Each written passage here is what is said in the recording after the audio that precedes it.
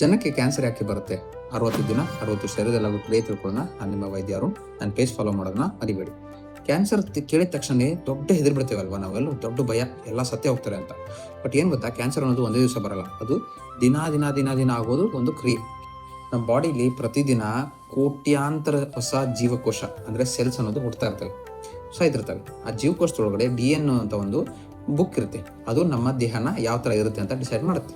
ಅದು ಪ್ರತಿಯೊಬ್ಬರಿಗೆ ಡಿಫ್ರೆಂಟ್ ಇರುತ್ತೆ. ನೀವು ಸಿಗರೇಟ್ ಸೇದೋದ್ರಿಂದ, ತಂಬಾಕು ಹಾಕೋದ್ರಿಂದ, ಮತ್ತು ಡ್ರಿಂಕ್ಸ್ ಮಾಡೋದ್ರಿಂದ, ಯಾವುದಾದ್ರೂ ವೈರಸ್ ನಿಮ್ಮ ದೇಹದಲ್ಲಿದ್ದರೆ, ಜಾಸ್ತಿ ಬಿಸಿಲಿತ್ತು, ಮತ್ತು ಪೊಲ್ಯೂಷನ್ ಇತ್ತು, ಮಾಲಿನ್ಯ ಇತ್ತು, ಜಂಕ್ ಫುಡ್ ತಿನ್ನೋದ್ರಿಂದ, ಮತ್ತು ನಿಮ್ಮ ದೇಹ ಜಾಸ್ತಿ ಆಗೋದ್ರಿಂದ, ಮತ್ತು ಕೆಲವೊಂದು ಜನಕ್ಕೆ ವಂಶ ಪಾರಂಪರವಾಗಿ ಅಂದರೆ ಅವ್ರು ಅಜ್ಜ ಮುತ್ತಜ್ಜಿಗೆ ಏನಾದರೂ ಕ್ಯಾನ್ಸರು ಈ ಥರ ಇತ್ತಂದರೆ ಅವ್ರ DNA ಡ್ಯಾಮೇಜ್ ಆಗುತ್ತೆ. ಈ DNA ಡ್ಯಾಮೇಜ್ ಆಗೋದು ನಮ್ಮ ದೇಹ ತನ್ನಿಂದ ತಾನೇ ಸರಿ ಮಾಡೋಕ್ಕೆ ಟ್ರೈ ಮಾಡುತ್ತೆ.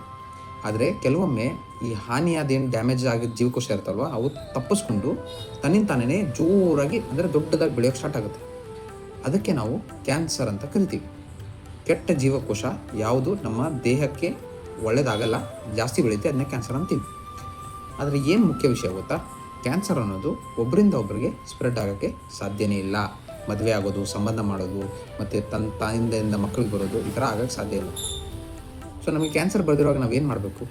ಮೊದಲನೇದು ಧೂಮಪಾನ ಮತ್ತು ತಂಬಾಕು, ಸಿಗರೇಟ್ ಸೇದೋದು, ಬೀಡಿ ಸೇದೋದು, ತಂಬಾಕನ್ನ ಕಂಪ್ಲೀಟಾಗಿ ಬಿಡಬೇಕು. ಪ್ರತಿದಿನ ಎಕ್ಸಸೈಸ್ ಮಾಡಿ, ಹಣ್ಣು ತರಕಾರಿ ಹೆಚ್ಚಾಗಿ ತಿನ್ನಿರಿ. ಆರ್ಗ್ಯಾನಿಕ್ ಇದ್ದರೆ ತುಂಬ ಒಳ್ಳೆಯದು.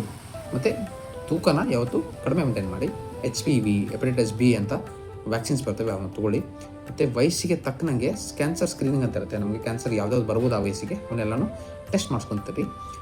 ಏನು ನೀವು ತಲೆಯಲ್ಲಿ ಇಟ್ಕೋಬೇಕು ಅಂದರೆ, ಕ್ಯಾನ್ಸರ್ ಅನ್ನೋದನ್ನು ನಾವು ಎಷ್ಟು ಜಲ್ದಿ ಕಂಡುಹಿಡಿತೀವಿ ಅಷ್ಟು ಬೇಗ ಚಿಕಿತ್ಸೆ ಕೊಟ್ಟು ಆರಾಮ ಮಾಡ್ಬೋದು.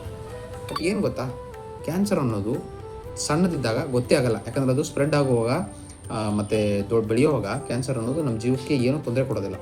ಅದು ಯಾವಾಗ ನಮ್ಮ ಅಂಗಾಂಗಗಳಿಗೆ ಫಂಕ್ಷನ್ಗೆ ತೊಂದರೆ ಕೊಡುತ್ತೆ, ಕೆಲಸ ಮಾಡೋಕ್ಕೆ ತೊಂದರೆ ಕೊಡುತ್ತೆ, ಆವಾಗಲೇ ನಮ್ಮ ಕ್ಯಾನ್ಸರ್ ಇದೆ ಅಂತ ಗೊತ್ತಾಗುತ್ತೆ. ಈ ವಿಡಿಯೋನ ನಿಮ್ಮ ಕ್ಯಾನ್ಸರ್ ಇರೋರಿಗೆ, ಮತ್ತು ಯಾರು ಸ್ಮೋಕ್ ಮಾಡ್ತಾರೆ, ಯಾರು ಡ್ರಿಂಕ್ಸ್ ಮಾಡ್ತಾರೆ ಅವ್ರಿಗೆಲ್ಲ ಶೇರ್ ಮಾಡಿ, ಮತ್ತು ಕಮೆಂಟ್ ಮಾಡಿ ಕ್ಯಾನ್ಸರ್ ಅಂತ. ನಾನು ಕ್ಯಾನ್ಸರ್ಗೆ ಯಾವ ಥರ ಊಟ, ಡಯಟ್ ಮತ್ತು ಲೈಫ್ ಸ್ಟೈಲ್ ಮೇಂಟೈನ್ ಮಾಡಬೇಕು ಅಂತ ನಿಮಗೆ ರಿಪ್ಲೈ ಮಾಡ್ತೀನಿ. ಧನ್ಯವಾದ.